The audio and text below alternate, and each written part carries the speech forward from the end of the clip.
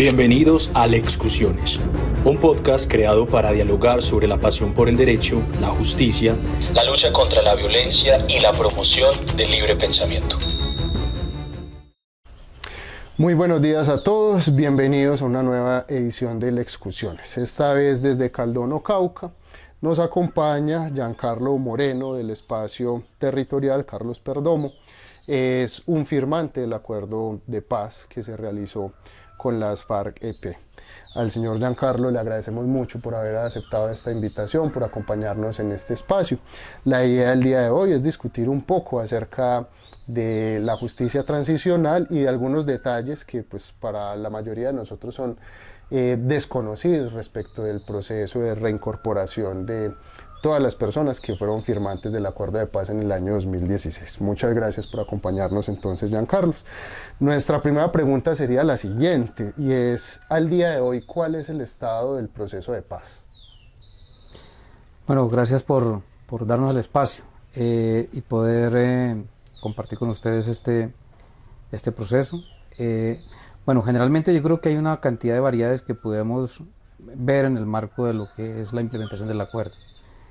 Digámosle que siempre hemos creído que el acuerdo de paz tiene una fase. Nosotros cuando firmamos el acuerdo dijimos que estábamos firmamos un acuerdo para un gobierno de transición, y eso generalmente es lo que se planteó desde el inicio, teniendo en cuenta digámosle las condiciones políticas que tenía el país. Entonces, cuando vemos, digámosle, la escalada o la forma de cómo se tiene que implementar el acuerdo, el primer proceso que hay que crear era la normatividad o la institucionalidad que permitiera que eso pudiera pasar. Entonces, en el gobierno Santos se logró avanzar en esa fase de la institucionalidad, preparar el marco normativo que permitiera las condiciones para que el acuerdo se pudiera poner en marcha. Luego, cuando llega el gobierno Duque, de alguna manera se centra un poco en los procesos de reincorporación, tratar de avanzar un poco más en el proceso de reincorporación que ninguna otra de las líneas del acuerdo, y hubo un avance en algunos aspectos, pero no se logró garantizar, digámosle, que se cumpliera el acuerdo de manera gradual como tenía que seguirse, pero garantizó algo que era supremamente importante, la transición. O sea, Duque garantizó esa transición que permitió que a la actualidad Petro esté en el Congreso, como presidente. Y al Petro ser el presidente significa que la transición se dio. Ahora están en la fase de implementación se le está metiendo muy fuerte desde este gobierno en la reforma rural integral, en la implementación del acuerdo, en muchos de los frentes que tiene proyectado el acuerdo, e incluidos entre esos que se está trabajando fuerte. Uno ve que se está trabajando fuerte, es el gran acuerdo nacional que no ha podido llegar. Entonces, en general uno pudiera decir que hay un esfuerzo por implementarse el acuerdo, pero que no se ha podido lograr por una sola razón o una cuestión básica, y es que en Colombia los diferentes actores no han entendido que el acuerdo de paz es un acuerdo hecho para Colombia y no para las FARC. No fue un acuerdo hecho para beneficiar a un actor, sino que al contrario fue un acuerdo para llegar a puntos de conciliación entre las partes y que pudiera encontrar el interés colectivo del país. Ahí donde estamos, digámosle, frenados. Uno pudiera decir que más o menos el 30% del acuerdo se ha implementado, faltaría un 70%. La cuestión es que mientras la institucionalidad y la sociedad no entienda que el acuerdo fue un acuerdo para la sociedad, pues se va a quedar siempre rezagado porque los acuerdos se hacen para cumplirse, pero si la gente no lo entiende de esa manera, pues se van a quedar rezegados y se van a quedar como han sucedido con la cantidad de acuerdos que se han firmado en Colombia. Entonces, más que el cumplimiento o incumplimiento de un gobierno o del otro, es la responsabilidad social que como país debe asumirse en cuanto a las transformaciones políticas y sociales que necesita el país, como económicas. Si tú revisas el acuerdo busca industrializar el país, fortalecerlo, llevar la economía del país reconociendo los diferentes actores. No significa que reconozca la parte productiva actual que existe en el país o el sector empresarial y gremial, al contrario, busca fortalecer esa economía para que Colombia sea un país competitivo. Como eso no se ha entendido, o si se entiende, no se ha puesto en marcha, ha sido, digámosle, difícil en estos 8 años del acuerdo que realmente se ponga en marcha el cumplimiento de los objetivos que están trazados en el acuerdo que estaban proyectados a los 15 años. Eso me causa una pregunta. ¿El gobierno Petro ha cumplido con los compromisos del acuerdo y, digámoslo de esta manera, con las deudas que se le tienen a la implementación con los firmantes del acuerdo de paz? Yo diría que hay un esfuerzo grande por hacerlo, pero es difícil avanzar en Colombia en poner en marcha el acuerdo en su conjunto si la sociedad en su conjunto no lo entiende. Entonces estamos dependiendo generalmente es de esa visión de país, que el país entienda que se necesita transformarse y avanzar. Mientras que eso no exista, no va a ser posible medir los impactos. Podemos gastar demasiados millones de dólares o billones de pesos en pesos colombianos, y nada será posible si el país no entiende que el acuerdo de paz es una herramienta de transformación colectiva que enfoca una visión conjunta de país. Eso es el acuerdo. Si tú revisas, habla el punto 1 de avanzar hacia una transformación agrícola, industrial, que además la vocación de Colombia es eso, es agrícola, y que sería un fuerte del país teniendo en cuenta que el mundo demanda de alimentos y nosotros tenemos cómo hacerlo. El segundo aspecto es ponernos de acuerdo para que la política no sea un instrumento de la guerra, sino que al contrario, la política sea un escenario de encuentro donde podamos consensuar las grandes transformaciones. El tercero es ver cómo no existen las armas en la política. El cuarto es cómo podemos acabar con la ilegalidad y lo ilícito que tiene el país, que además, si uno mira lo que eso representa en el Producto Interno Bruto, es muy grande. Entonces, cómo hacer que esa economía venga hacia la economía formal y legal, pero sobre todo que discriminalice la política o la economía ilícita que hoy tenemos, que es exactamente los cultivos de uso ilícito. Y el quinto, cómo sanamos esas heridas que dejó el conflicto. Y el último punto simplemente es la implementación, cómo de manera conjunta lo hacemos. Entonces, creo que mientras que no exista ese gran consenso, por mucho que se invierta, el impacto no es posible medir, porque aún en medio de los esfuerzos se sigue manteniendo la guerra, se sigue manteniendo diferentes problemas que lo estamos viendo en el Cauca, por ejemplo, y que generalmente se basan por no una intervención puntual del Estado al momento que se firmó el acuerdo. Entonces ahí la culpa no es ni de Duque, la culpa no es de Duque, sino de Santos, porque Santos tenía que haber intervenido en los territorios, pero el segundo tampoco lo hizo, y el tercero pues tampoco lo está haciendo. Entonces digámosle que ahí es más complejo, ver esa dinámica, porque es un país con muchas complejidades, además con un regionalismo, no hay una visión de país conjunta, y si no existe esa visión de país conjunta, transformar la estructura de la visión social es muy, muy complicado en este momento.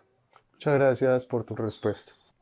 Uno debe entender entonces el acuerdo como un acuerdo de país o para el país, no solamente un acuerdo, digámoslo, para cesar el fuego entre dos actores de la guerra, ¿cierto? El Estado y lo que era en su momento las FARC.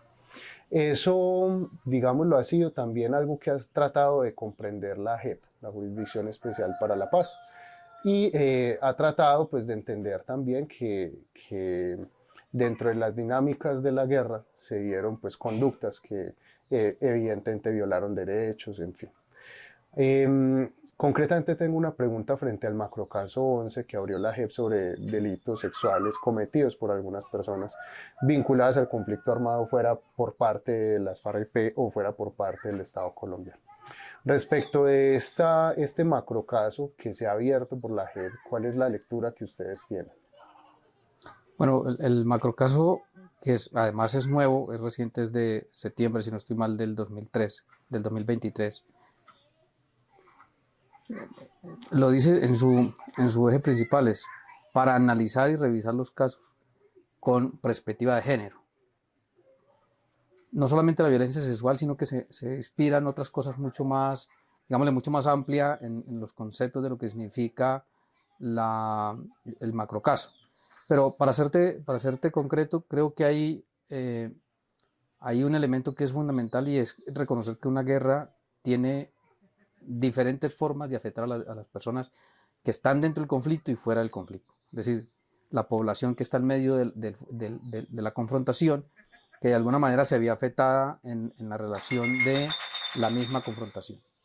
Entonces, creo que el macrocaso se enfoca en entender un poco las afectaciones que hubieron paralelas en todos los ámbitos, especialmente a una población o a unas poblaciones que es mujer, la población con diversidad de género o diversidad de identidad, que de alguna manera fueron poblaciones muy afectadas por el transcurso de la guerra. Entonces, ese macro caso, incluido allí la violación sexual, que fue en algunos casos, en algunas regiones se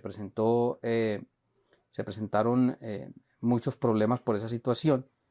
Para el caso de las FARC, la violación sexual, digámosle que no es una cuestión, una práctica y una teoría que podía existir, porque en su mismo reglamento lo establecía, las consecuencias que podía tener una persona que cometiera un delito como este. Entonces, era una conducta sancionable dentro de las FARC. En FARC daba fusilamiento, es decir, se hacía consejo de guerra y se fusilaba a la persona, perdía la vida si eso llegara a pasar.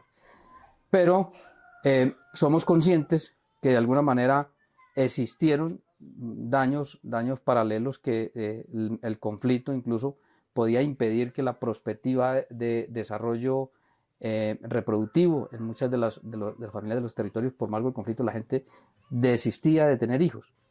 Por eso les contaba ahora que una de las importancias de parar la guerra no fue que nos hubieran vencido y que no tenemos vencido al Estado. La perspectiva que dejó la 9ª conferencia de las FARC fue: paremos la guerra porque hay heridas que se están volviendo y se van a volver insanables, y que de alguna manera, si no paramos la guerra, las heridas se profundizan y luego seremos una sociedad imposible de reconciliar.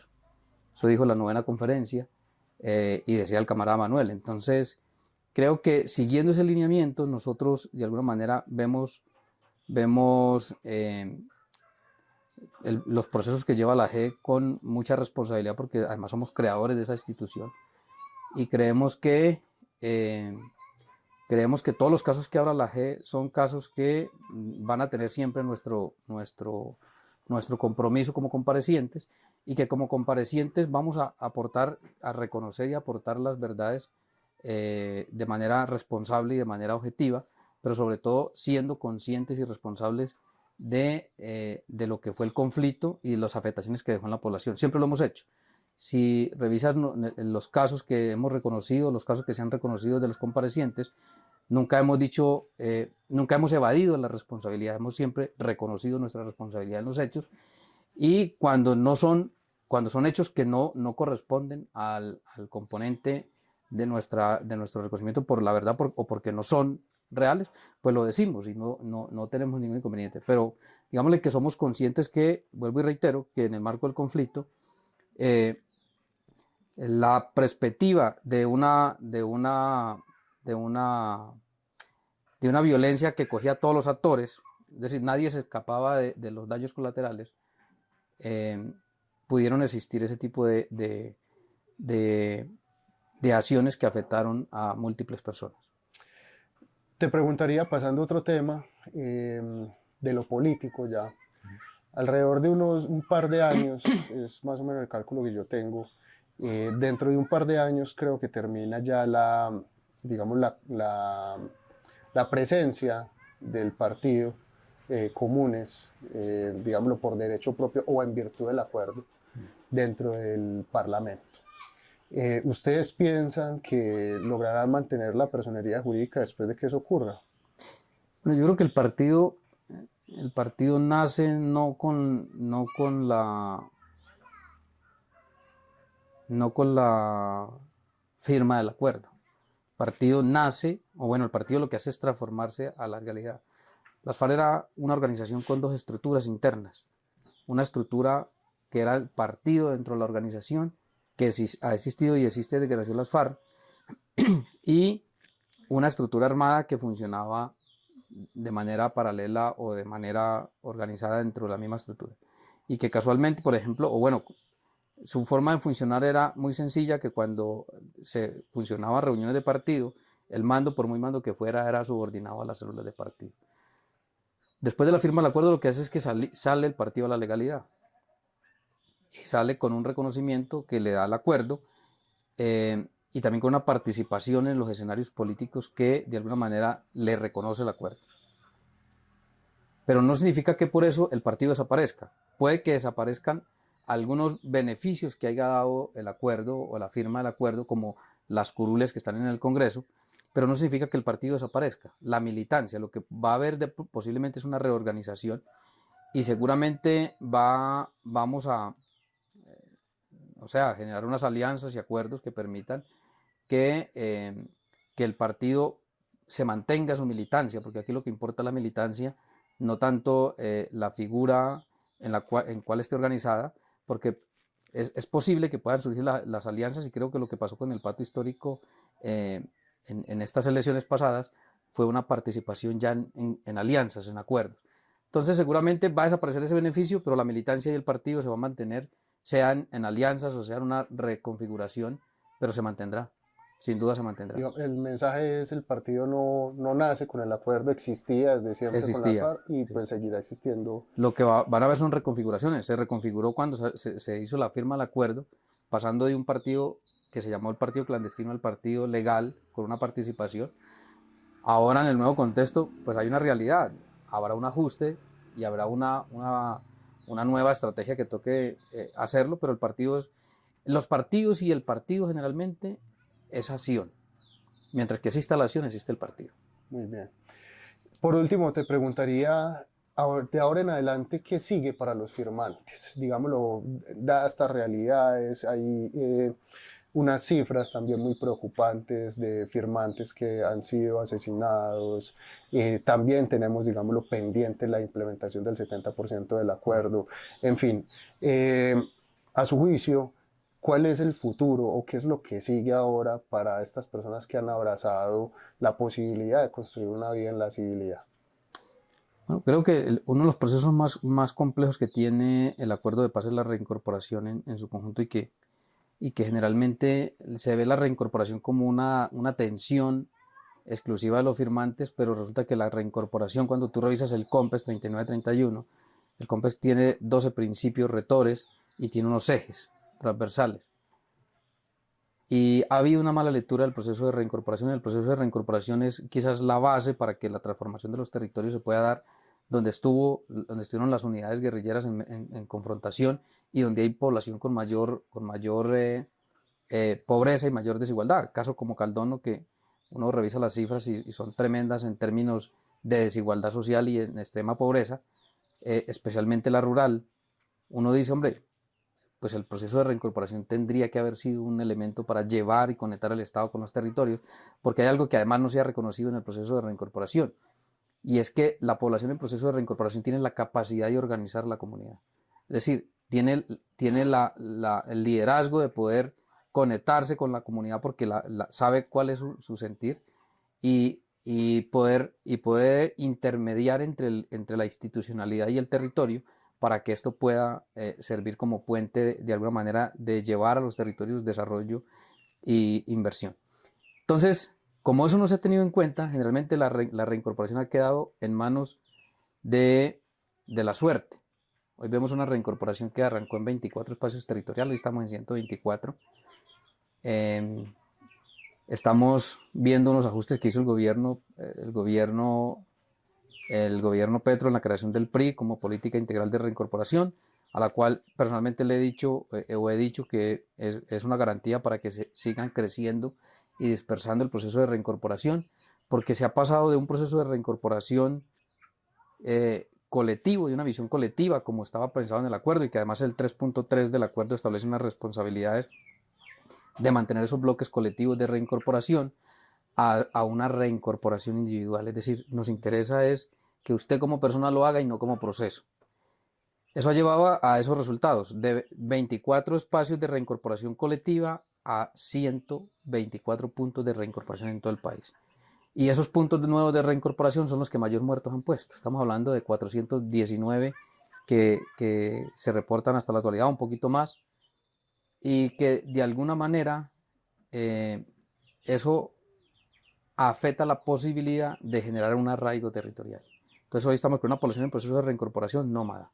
No genera comunidad. No genera comunidad. Entonces es una población nómada, dispersa, sin una orientación clara, sin una política de Estado que intervenga y que genere arraigo y comunidad. El proceso de reincorporación tenía que tener 3 fases.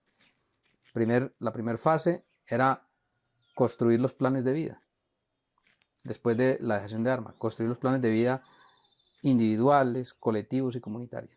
Para eso son los espacios territoriales. Por eso se llaman espacios territoriales de capacitación y normalización. Eso no se cumplió. El segundo aspecto era darle los elementos a la persona en proceso de reincorporación para que pusiera en marcha ese plan de vida colectivo. Y el tercero era arraigarlo en el territorio. De eso solamente nosotros estamos en ese proceso. En Colombia, después de 8 años, el primero somos nosotros que estamos terminando la primera fase.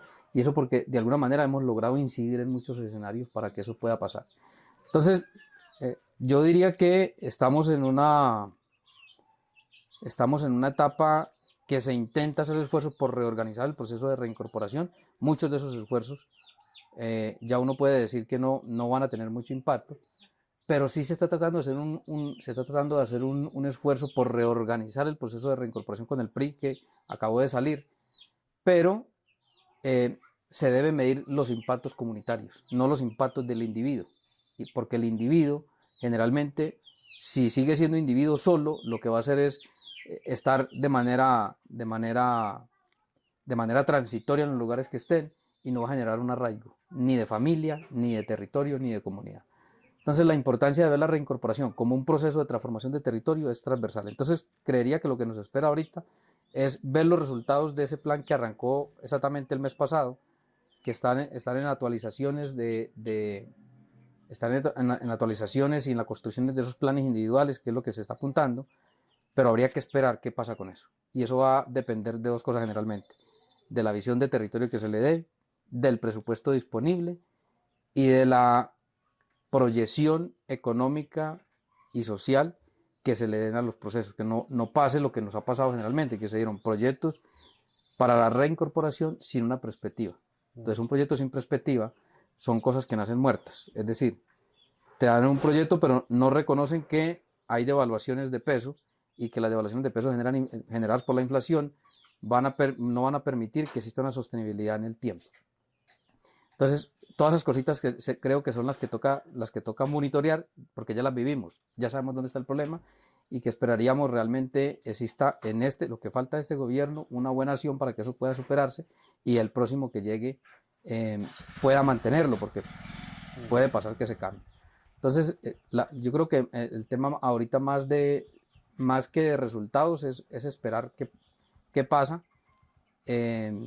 Pero creería, y lo hemos dicho en muchas ocasiones, con información, con estudios, porque no hablamos por hablar, sino que siempre lo hacemos por estudios y con información muy detallada. Hemos afirmado en muchas ocasiones que el 70 al 80% de la reincorporación está en punto de riesgo, de desaparecer, de fracasar. Y esperamos que en estos 2 años al menos se pueda medio intentar enderezar siquiera el 50%. Desde las Excursiones deseamos que se trate de mejorar todo este proceso, que se llegue a un buen puerto con él. Muchas gracias, Giancarlo, líder del espacio territorial Carlos Perdomo de Caldono, Cauca, por habernos recibido, por haber participado de esta charla. Y bueno, pues los mejores deseos para que continúen con su proceso en la civilidad. Gracias a ustedes.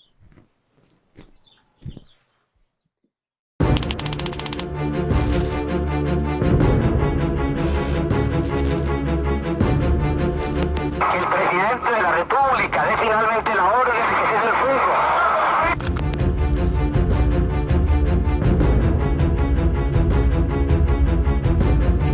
Bienvenidos a Lexcusiones, un podcast creado para dialogar sobre la pasión por el derecho, la justicia, la lucha contra la violencia y la promoción del libre pensamiento.